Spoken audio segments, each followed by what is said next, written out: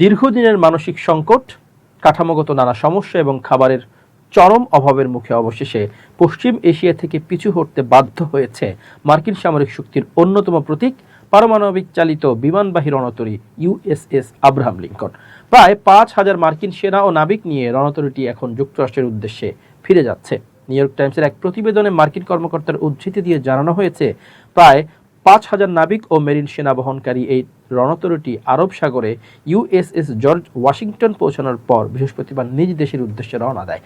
Wall Street journal আগেই এই পরিবর্তনের ইঙ্গিত দেওয়ার পর মার্কিন সেন্ট্রাল কমান্ড ওই অঞ্চলে নতুন রণতরীর পরিচালনার ছবি প্রকাশ করে দায়িত্ব হস্তান্তরের বিষয়টি নিশ্চিত করেছে।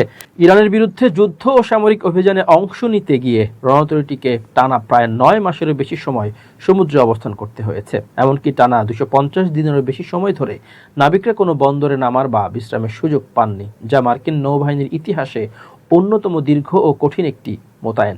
এই দীর্ঘ অবস্থান ও চরম পরিস্থিতির কারণে রণতরীটির ভেতরে এক ভয়াবহ মানবিক সংকটের সৃষ্টি হয়।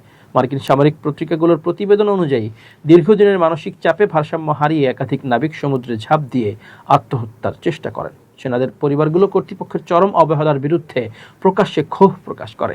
মার্কিন আইন প্রণেতারা রণতরীটির ভেতরের শোচনীয় পরিবেশ তুলে ধরে জানান, জাহাজটিতে দীর্ঘদিন গরম পানি ছিল না, বাথরুম ও শাওয়ারগুলো ভেঙে নষ্ট হয়ে গিয়েছিল এবং সাবান ও টুথপেস্টের মতো জরুরি পরিচ্ছন্নতা সামগ্রীর তীব্র ঘাটতি দেখা দিয়েছিল। সবচেয়ে সংকট তৈরি হয় খাবার নিয়ে। পরিস্থিতি এতটাই কঠিন হয়ে পড়েছিল যে সেনাদের প্রতিদিন মাত্র আধা কাপ ভাত আর 2টি পাতলা রুটি খেয়ে দিন কাটাতে হয়েছে। যুদ্ধের শুরুতে ইরানের প্রতিরক্ষামূলক হামলায় বাহরাইনে থাকা প্রধান মার্কিন লজিস্টিক কেন্দ্রটি ক্ষতিগ্রস্ত হওয়ায় এই সরবরাহের সংকট তৈরি হয়। ফলে মার্কিন বাহিনীকে প্রায় 2100 মাইল দূরের একটি দ্বীপ থেকে রসদ পাঠাতে হচ্ছিল, যা শেষ পর্যন্ত প্রায় ভেঙে পড়ে।